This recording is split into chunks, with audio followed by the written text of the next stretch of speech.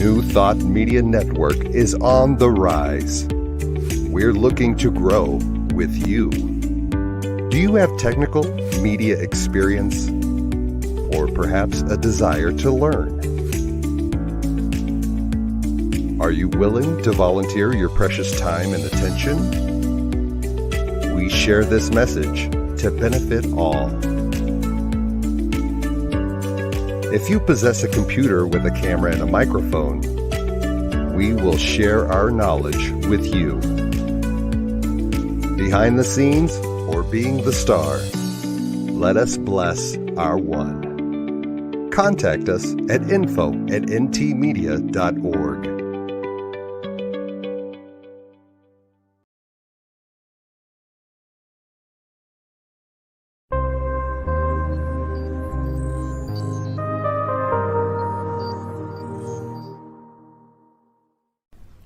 New Thought Media Network. We are a global broadcast network of positive music, media, and entertainment, inspiring humanity's evolution along the journey of enlightenment and creating a world of love, peace, empowerment, and prosperity for all. New Thought Media Network. Positively inspiring.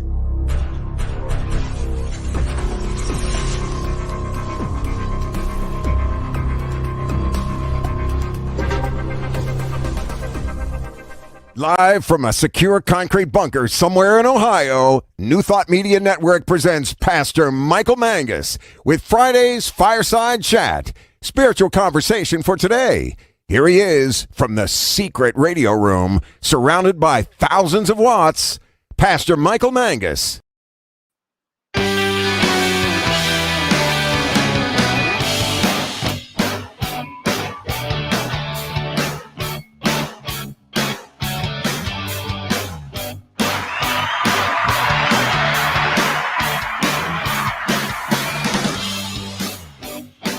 Oh, always good to get applause from the studio audience.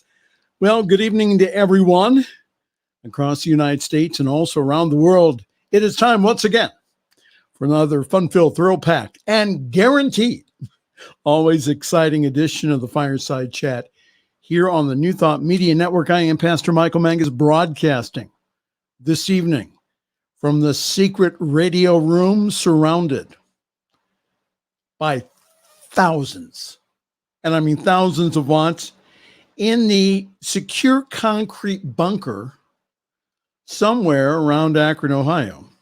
That's so top secret. Now, Diego knows where it's at. Reverend Dr. Charlotte Manning knows where it's at. And of course, our guest knows where it's at, but not the Reverend Robert Brzezinski. So we have a wonderful show for you this evening. Again, please feel free to interact with us here on Facebook. And again, for all my shy people out there, again, please feel free to contact me by email. And that's pastormichaelmangus@gmail.com. pastormichaelmangus@gmail.com. So the purpose of our Fireside Chat is to get real. We talk about contemporary issues from a New Thought perspective. And as I keep saying over and over again, I want us to have a new thought about what is going on out there. And the reason that we pick the stories sometimes that are unpleasant is because I still think that we need to have conversation around it. Because again, if you keep denying it, if you just accept it though in a moment and say, well, you know, there is a solution to this, then I think again, we'll come close to getting rid of it on our planet. Well, our special guest this evening after our break will be the spiritual director of the Summit Center for Spiritual Living Teaching Chapter in Akron, Ohio, and also my wife, broadcasting from a different part of the secure concrete bunker this evening, the lovely and talented Diana Mangus. And she told me this week that she thought that my show was too heavy. and needed some lightening up. So she picked out 2 or 3 stories, which we will talk to her about, and I'll let her explain at 30 past the hour. Hey, Diego, 2 weeks from tonight, Christmas Eve. How about that? Hey, did you get your year-end bonus yet? That thick envelope with lots of money in it? Oh, you did? Oh. Well, where's mine then? What would I use money on? What now? What would I use money on?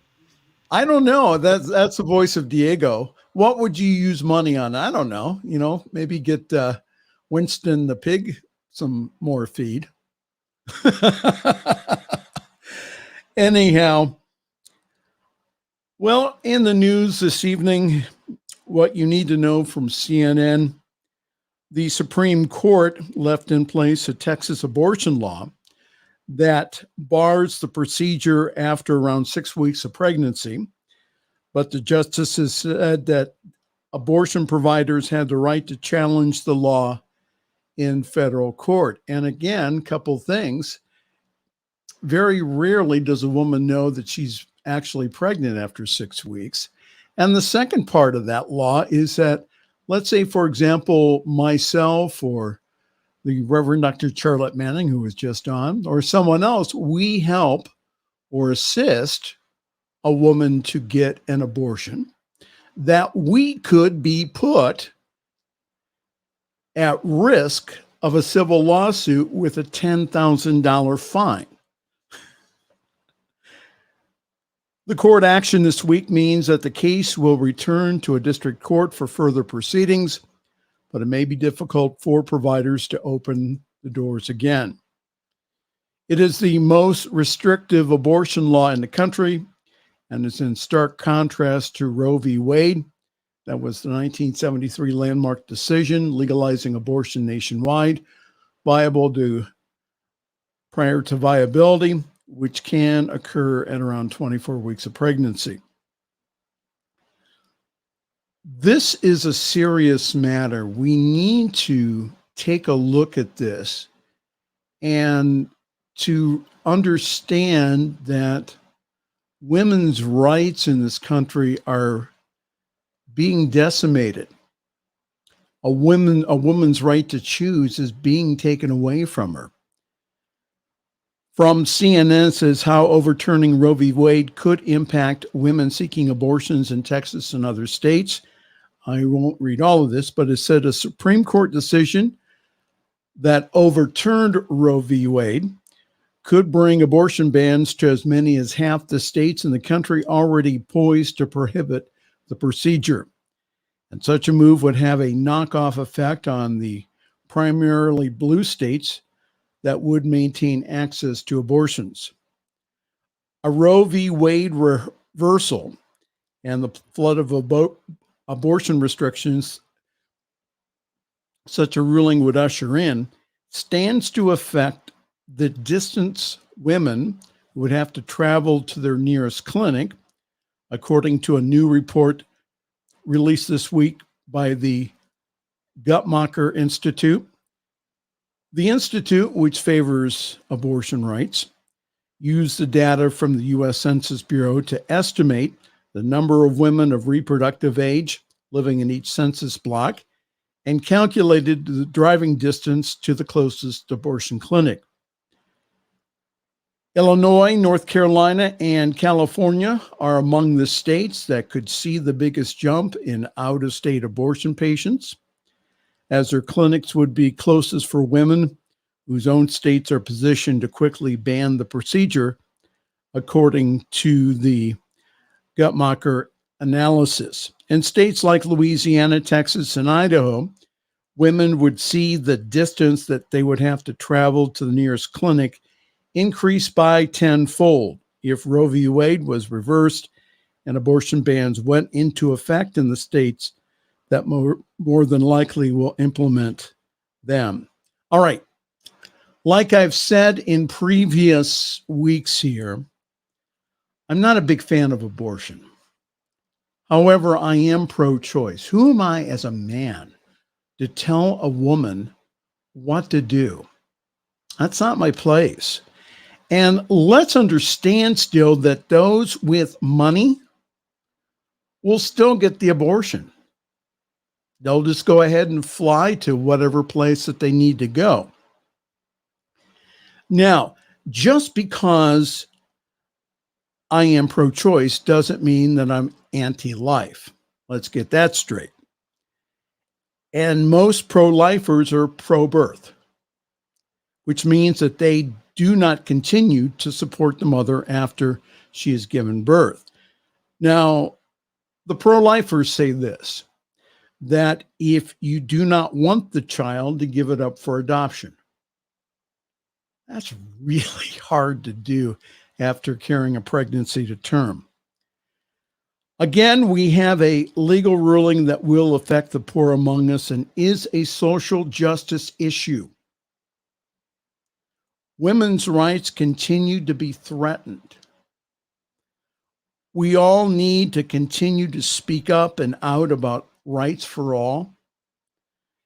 And, like I said before, if you assist a woman in Texas under the current law, you, and yes, you, I mean you, could be taken to court and sued by a private citizen. And to those who believe that elections do not have consequences, we are in this situation because of an ideological unbalance in the court systems. And again, during the term of the last president, 3 Supreme Court justices were appointed that tipped the court towards a conservative leaning. And again, something to think about when you don't think that your vote counts. Hi there, welcome. This is a Friday evening fireside chat here on the New Thought Media Network. Pastor Michael Mangus in the air chair this evening. So now for some good news and not so good news on the COVID-19 front. Most of the Omicron cases in U.S. have been mild, but mostly were vaccinated, CDC officials report. And more than 43 people known to have been infected with the Omicron variant of coronavirus in the United States have had mild symptoms, but most have been vaccinated, and 14 of them had already had booster doses, the U.S. Center for Disease Control and Prevention reported on Friday.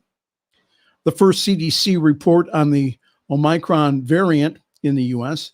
shows that vaccination does not protect people against infection, but it also indicates the first cases to be detected have been mild or moderate. And again, 1 vaccinated patient was hospitalized for 2 days, and no deaths have been reported to date, says the CDC COVID response team. Case investigations have identified exposures associated with international and domestic travel, large public events, and also household transmission.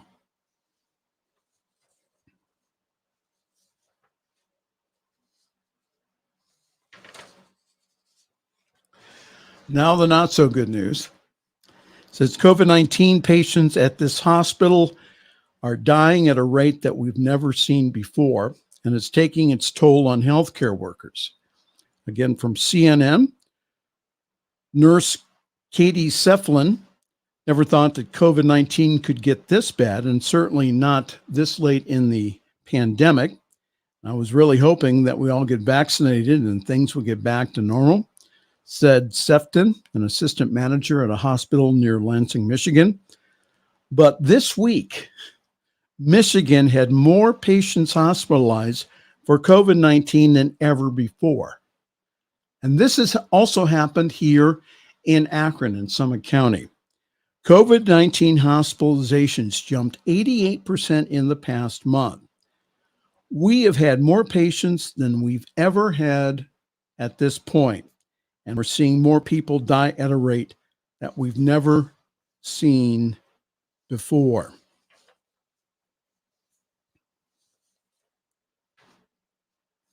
Again, this is just really sad. Our healthcare workers need a break.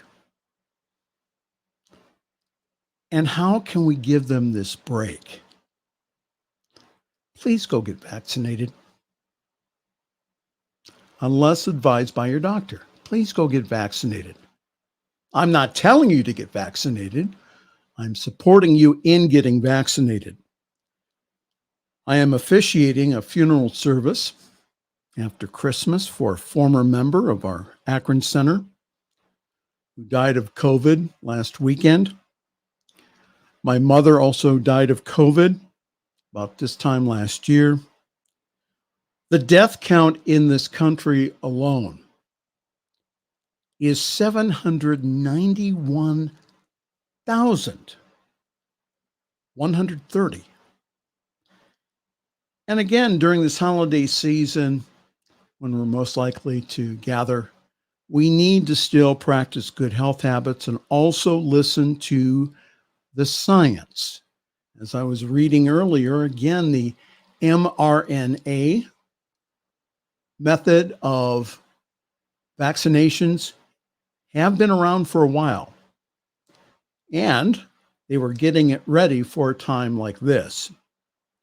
And again, I'm still waiting for someone to present to me peer-reviewed science, not fear, not stuff that comes off of any website, but peer-reviewed research on the adverse effects of getting vaccinated. I've never seen it. The truth is that the doctors and the scientists have all said that the vaccine is safe and effective. And again, what I have said before still stands. What would love do in this situation? What would love do in this situation? And even if you did not, even if you are of a high consciousness, I've had this pointed out in New Thought circles, even if you have a very high consciousness, doesn't mean that you can't carry the virus. So please, again, wear a mask, do all the things that they have told you to do, crack open a window. Again, we're not done with this yet. All right. And my last story is something that, again, that I was asked to do here in the past couple of weeks. 1 in 10 Americans say that the COVID-19 vaccine conflicts with their religious beliefs. 1 in 10. This is from public radio station WEKU. And it had a really nice picture of a pastor being administered the J&J COVID-19 vaccine in May. She was wearing her clergy collar during a gathering of a group of interfaith clergy members, community leaders, and officials at the Washington National Cathedral to encourage faith communities to get the COVID vaccine. Again, the article goes on, only 10% of Americans believe that getting a COVID-19 vaccine conflicts with their religious beliefs, and 59% of Americans say that too many people are using the religious beliefs as an excuse not to get vaccinated. And this is a new survey that comes from the Public Religion Research Institute and also the Interfaith Youth Corps. And again, a majority of Americans, 60%, also say that there is no valid religious reason to refuse a COVID-19 vaccine. But the number changes when it comes to white evangelicals. While majority of each other major religious group say that their faith does not include a valid reason to refuse the vaccine, just 41% of white evangelicals believe the same. The survey also shows that it is quite effective when religious leaders speak up about the vaccine. More than 50% of those who said that they attend religious services on a regular basis also said that a faith-based approach encouraged them to get vaccinated. And this is from the IFYC president and founder, Ibu Patel. He said this. He said, when pastors encourage vaccination and mosques hold vaccine clinics, more people get vaccinated. So many people in diverse religious communities believe that our bodies were created by God, and we need to cherish and protect those, and that we have an obligation to the common good. Patel also told a local public radio host. A faith-based approach could also be an effective way to get more children vaccinated. And there are some evidence that faith-based approaches could encourage parents to get their children vaccinated. Just 16% of parents overall who are vaccine hesitant or refuse to get their kids vaccinated say that they would be influenced by a faith-based approach. And that number jumps to 29% for parents who are Christian of color.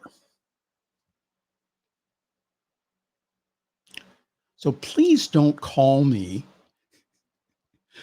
like a woman did last week. She got my name from Wedding Wire, of all places. She wanted me to sign off on a religious exemption for her and her family. And I told her no. Again, there is nothing in all the Holy Scriptures. There's nothing within even most of the dogmas that support non-vaccination. So to try to get me to sign off on a religious exemption, it's going to be a cold day in HE double toothpicks. All right. We're done with the news, Diego. How about that? He likes that. Well, yours truly is currently parking himself at Summit CSL. For more information, go to summitcsl.org. There you will find all kinds of wonderful information about our wonderful Sunday gathering online at 10:30 Eastern, 7:30 Pacific time.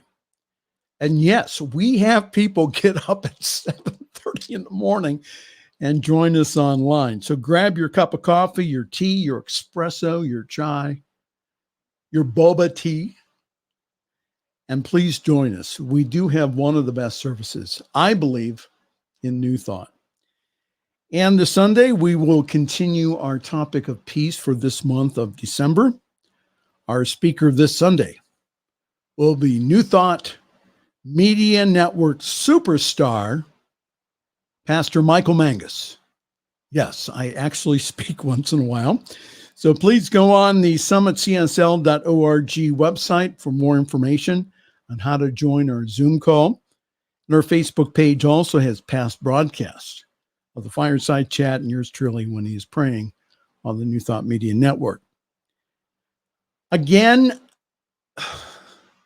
Robert adds more to the schedule every single week. So just go on ntmedia.org. There, hopefully, you will find an up-to-date schedule on what is happening. Because, again, if I start mentioning all of the programs that we have, I'd be here past midnight. So, again, I respect your time. And so all you need to do is to go on our website, ntmedia.org, and please check out all the wonderful programs that we have here. And also, since this is the season of giving, if you go to, again, ntmedia.org/donate, you can also give a very generous holiday gift so that we can continue this vital outreach to the world.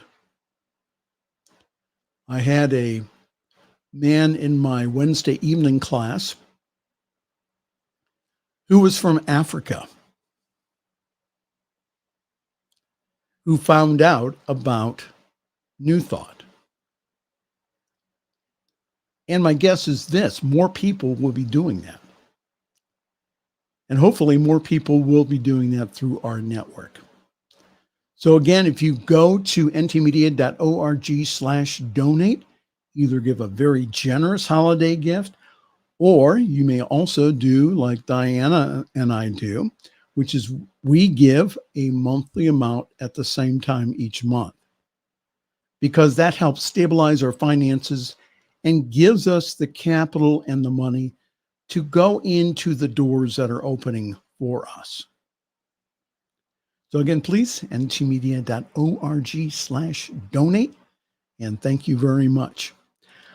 All right, 26 past the hour, and we will be back after these messages. You are in tune with the Fireside Chat here of the New Thought Media Network.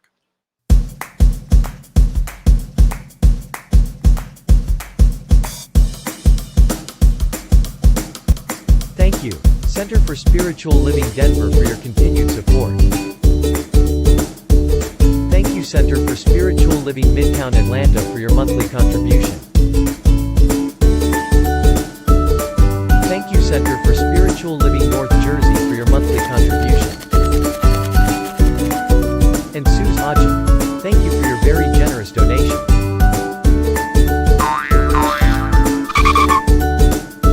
And a special thanks to Hefferland Foundation for your generous technology grant. And a big shout out to all our committed donors.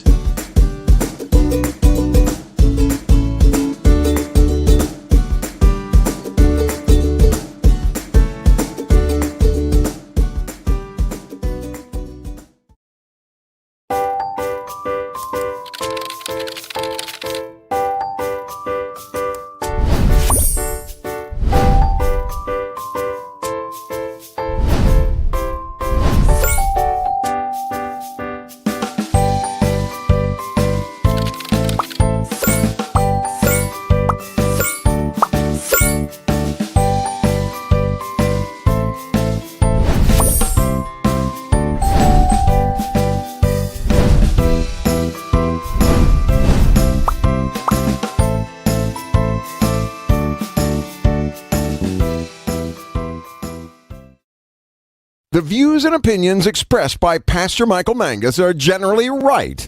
However, they are his own and do not reflect the views and opinions of New Thought Media Network, Centers for Spiritual Living, or any other person living or dead. As they say in the 12-Step Recovery Program, take what you like and leave the rest. Here again is Pastor Michael. And I wanted to remind you that if you are going to the Centers for Spiritual Living Conference in Palm Desert coming up next month, we will be there. Myself and Reverend Robert, Reverend Z, and again, some of our hosts will be there. Please join us. We will have a suite of rooms there. We'll be interviewing people. We'll be having live cut-ins during the day. Again, Palm Springs, California. We will be there, and I would really appreciate you stopping by our rooms just to say hi, and we'll have New Thought Media t-shirts on. You can't miss us. I would like to introduce our guest this evening.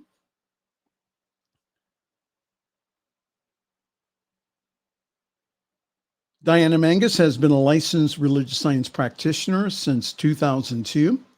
She is currently director of the Summit Center for Spiritual Living Teaching Chapter in Akron, Ohio. Diana is an award-winning restaurant manager with 40 years experience in the food service industry. She is currently on a customer service team for an international jewelry retailer, which is, she's been working 10 and 11-hour days. So for more information, again, about the wonderful things that they do, go to summitcsl.org. And it is my privilege and pleasure to introduce to you my wife, practitioner Diana Mangus. Good evening. Hello, Michael. How are you? Oh, I'm doing good. She's in another part of the hoping you're hearing concrete because bunker. it's kind of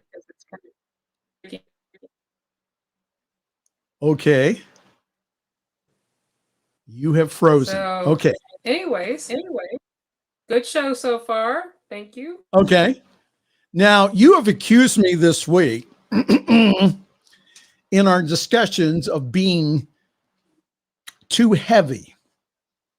Please explain to our wonderful audience. Yeah, just a little bit, at least once in a while. Yeah. It'd be nice if you could just lighten it up a little bit. Yeah, I mean, I know what he's putting out is always, it's always important. It's important things that need to be talked about, COVID and race relations and just important stuff. But I just want to lighten things up just a tad bit. You know, it's constant. They're good. It's in good important stuff, but for it to be just a little lighter. So that's what I was telling him to do. That we'll talk a little bit lighter stuff tonight. Ordering me to do, not asking, ordering. Oh, I wasn't supposed to tell him I that, did not order. Okay. I never ordered. I never ordered. I asked very kindly. Very kindly. Yeah, you did. And still you said you better lighten it up. All right. So you have a couple of stories here and we'll talk about them. The first one, now again, the production was done by Diana. She did the show prep on this part of the program. So I just wanted to let you know that. It's the first story we have here says, meet the educators who are using science to teach kindness. And the article starts out by saying, how would the world look if the next generation became leaders in kindness? And these teachers are using science to help children understand what happens to the brain when we are kind. And science has shown that acts of kindness, such as helping someone in need or giving to charity, improves our health, helps to build better relationships, and can even be contagious in a good way. Such acts of kindness help promote the production of feel-good chemicals in the body like oxytocin, which is a naturally formed chemical in the body, serotonin and dopamine in our brains, and possibly even give us a helper's high that scientists say. That is why the charity kindness.org is keen to promote kindness and an understanding of the science behind it in schools. So the results will be happier students and more caring classrooms, they say, and the society as a whole stands to benefit. In its Learn Kind curriculum that looks at the science of kindness, along with the development of skills such as self-awareness, empathy, and emotional literacy. The program began in 2020 when it was taught in 15 countries, including in the US, the UK, and Thailand, reaching more than 38,500 students globally. So deemed a success, Learn Kind has now been adapted by 260 schools worldwide. Kindness impacts our physical, emotional, mental health, says Rebecca Reed, Director of Programs at the charity. An entire year of students experiencing a culture of kindness could impact communities, cities, and countries. All right. Diana Mangus, go ahead. What do you think about that?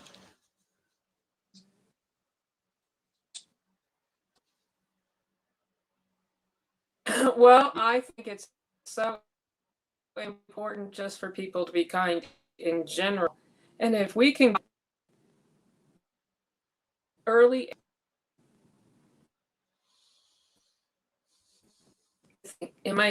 I'm sorry if you're talking, I'm not hearing you. So Yeah, you're freezing on me. So Okay. Go ahead. Yeah, go ahead.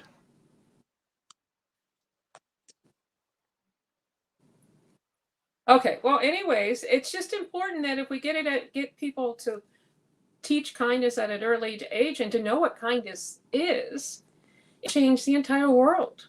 So why not start teaching it as kindness, and teaching kindness to our children so that they can share it with each other. When we're kind to one another, the world gets better. And that's a fact. It just gets better.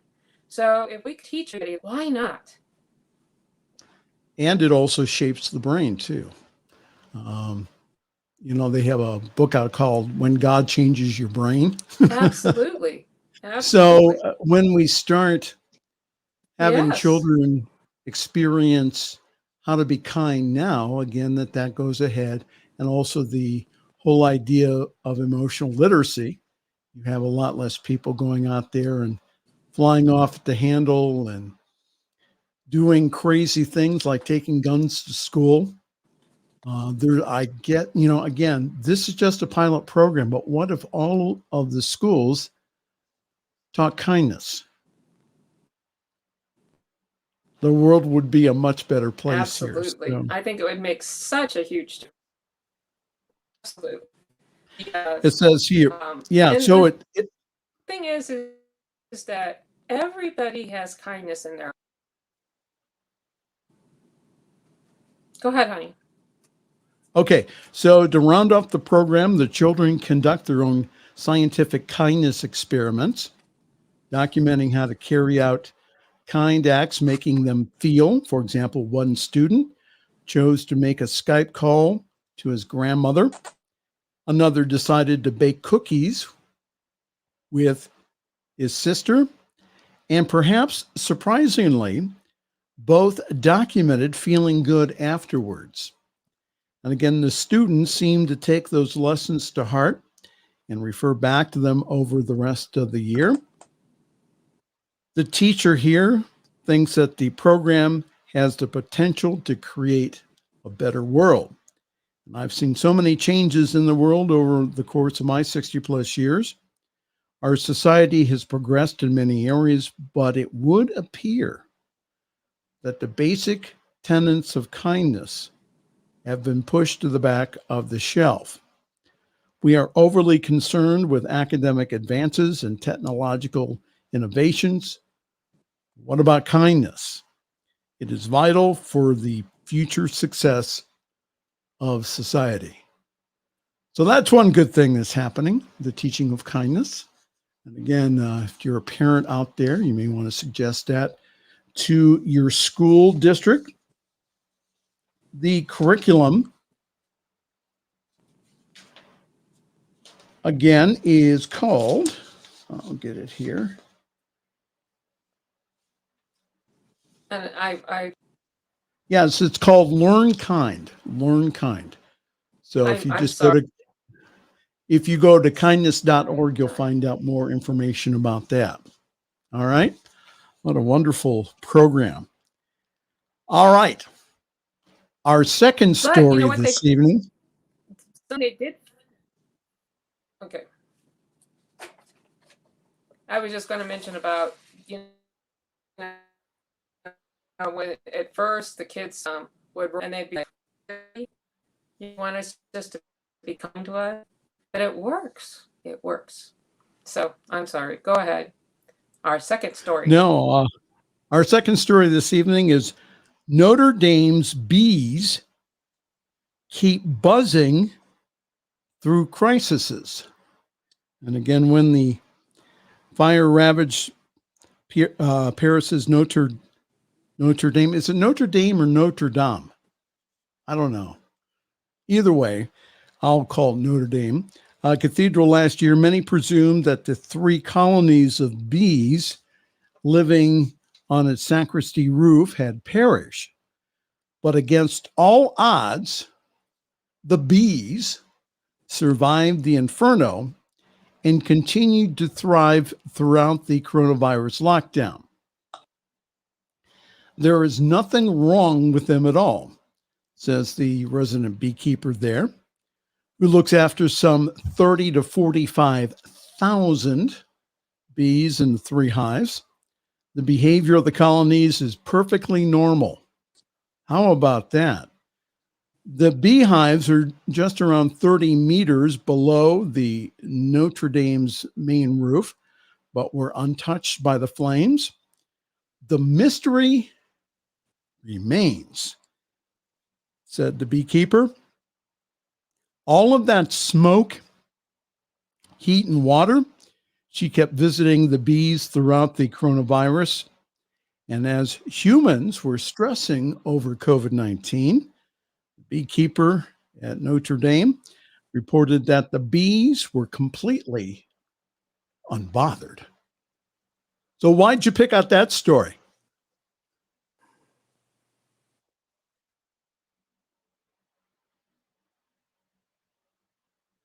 Hello? I think you have been frozen. We've lost a lot of these over there. And to just see me, and they're perfect. They're still perfect. They went through a fire and they're perfect. What's wrong with that? Now, do you think that was an act of God? And it'll be picked. All right. Do you think that was an act of God or what? For the bees to stay alive? Yeah. I think that was an act of God. Possibly. But either way, maybe the bees were, they got lucky, whatever. But I think it was an act of God. God was taking care of them. But at the same time, for them to, and still like what we go through these, well, that big fire, but we go through fires and we can still survive and be perfectly okay. Sometimes we forget about that. And if you're wondering what you're doing, Diana, could you do me a favor? Could you log out and log back in? Yeah, you keep dropping in and out. So log out and log back in. We'll talk to you here in a moment. Hi, good evening. Thank you for watching the Friday evening Fireside Chat here on the New Thought Media Network. I am Pastor Michael Mangus, and we're joined this evening by the spiritual director of Summit Spiritual Center, and also my wife, Diana Mangus, who's been doing a wonderful job there for the past 3 years. They have a wonderful Sunday morning service at 10:30 Eastern. That's 7:30 Mountain Time here on the New Thought Media Network. Again, we would very much appreciate you joining us then. Again, if you'd like to, go on to the website at summitcsl.org. summitcsl.org. There you will find information to get on our Zoom call. And again, we are talking this evening about feel-good stories picked out by Diana. She has said to me that my show's a little heavy. So hopefully we can get her back in and talking here. We're on 2 different networks. Okay, so I'm on my business one. Okay, so we're on my business network, and then she is on the house network. So you back? I'm back. At least on my end. Can you hear me? So are we going to do the other or not? Yeah, we're going to do the other one. Okay, so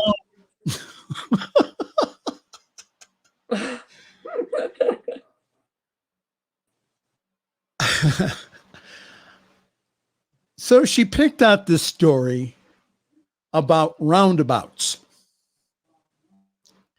And for me, we have cities around Akron that have, there's a city called Green that has nothing but these roundabouts. Okay. And this is the story. It says, why do Americans still construct traffic intersections that make cars sit idle for minutes at a time while spewing emissions at red lights. Well, not all the U.S. states are stuck in the past. In the state of Indiana, 256 roundabouts, also called traffic circles, have been constructed since 2016, and the data is showing what Europeans have known for decades. They are definitely reducing collisions, fatalities, and traffic congestion, and also fuel consumption. And not only that, roundabouts cut pollution while reducing construction and maintenance costs. Now, I'm not a big fan of roundabouts. Okay. Again, when they're all over the place, I just not. Go ahead. Well, I think you used a more graphic term than that. Well, not graphic, more heavy term about the way you don't like roundabouts. Yeah, and I'm not a big fan of those roundabouts. But anyhow, again, this is I'm continue on with the article here. It says, due to the fact that the only type of maneuver inside of a roundabout is a right turn. Okay. They are safer because the intentions are quite obvious what even reckless and unpredictable drivers are trying to do. Furthermore, before entering the circle requires drivers to yield to others in the roundabout, or you get run over. There is a certain amount of attentiveness that all the drivers must give, which will naturally provide more safety in a state that saw 700 people die each and every year from running red lights or being hit by someone running a red light. So if you miss your exit in a circle, you simply continue to circulate as normal until you arrive once again at the correct exit. And for all these reasons and more, Indiana has seen reductions of 90% in intersection fatalities when they are replaced with traffic circles, and a 76% reduction in crashes resulting in injuries. All right. It says roundabouts are becoming a relatively common traffic feature in Indiana, with more than 256 constructed through 2016 by both INDOT, that's the Indiana Department of Transportation, and also cities and towns, and more than a dozen additional roundabouts are currently being planned by INDOT. All right.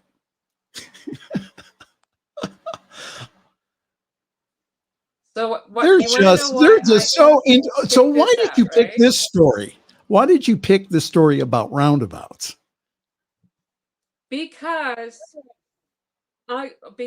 first off, I think roundabouts are kind of cool, but what's important is it's lessening. And I know you're going to think I'm crazy, but spiritual lesson in this: you only go right. Yeah. If you miss your, keep going again, but to be in present moment to notice what you're doing there. So it's a great lesson to be more aware of yourself when you're in a roundabout. I know when I'm at the Talmadge Circle, which is one of our biggest all right, ones you're really cutting out here. 8 streets. So anyhow,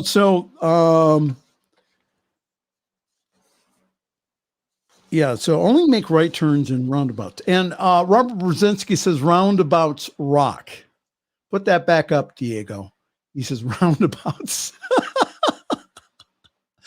rock. Well, they do rock. So tell us more about Summit CSL. How long have you guys been there, and what have you been doing lately? Oh my goodness. Well, we've been there since 1998. It started actually in 96 or 95, actually. 96. There was a group of people who were becoming practitioners from our area, going to Cleveland. And Well, one of those. all And right. then So as put this you on went my up to to-do Cleveland, list. we found that Put this on my to-do list for next week. We need to increase the speed down there because you're really cutting out, and we're in the same building. So, and you're right next to the router. So we're going to have to Okay, speed that up a little bit. I am.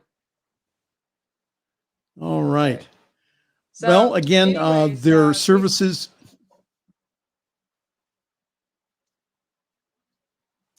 Go ahead, Michael. You know the whole story. You were there. All right. Why don't you take her out, Diego? We'll deal with that later. All right, just go ahead and take her out for right now. Go ahead and just take her out. There you go. Yeah, we're having some technical difficulties on her end, so sorry about that. But again, we have some great programming coming up here on the New Thought Media Network. Again, before our program is the brand new good news, and now the good news, and that's an hour before us at 7 o'clock Eastern here on the New Thought Media Network.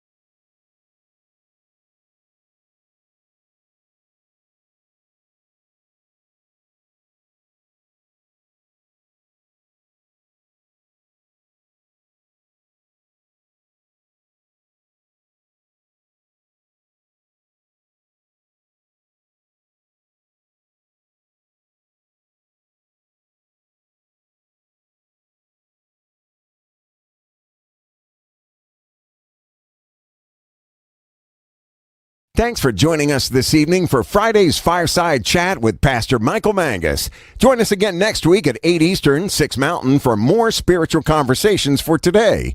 For more information and replays of past shows, please visit the New Thought Radio and Media Network's Facebook page. Until next week, may God bless you richly and abundantly.